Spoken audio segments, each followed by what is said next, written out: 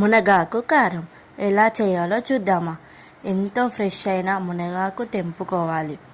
ఈ చెట్టు అయితే మా ఇంటి దగ్గరే ఉంది, అందుకే మేము ఫ్రెష్ అప్పటికప్పుడే మునగాకు తెంపుకున్నాము.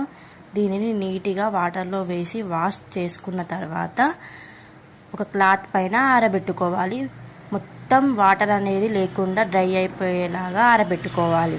తర్వాత నేను కరివేపాకును కూడా మంచిగా నీట్గా కడిగి ఆరబెట్టుకున్నాను.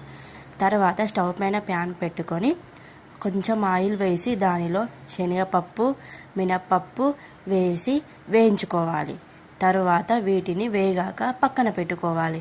మళ్ళీ అదే స్టవ్ పైన ఎండుమిర్చి, కొత్తిమీర, జీలకర్ర వేసి బాగా ఫ్రై చేసుకోవాలి. ఈ ఫ్రై అయిపోయాక వీటిని ఒక ప్లేట్లో తీసి పక్కన పెట్టుకొని చల్లారనివ్వాలి.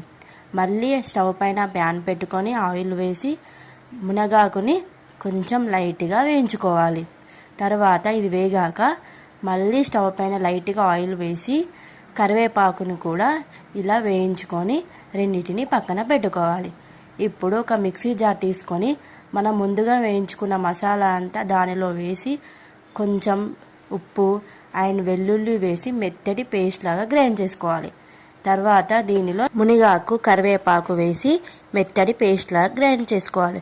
ఎంతో టేస్టీ అయిన మునగాకు కారం రెడీ అయిపోయింది.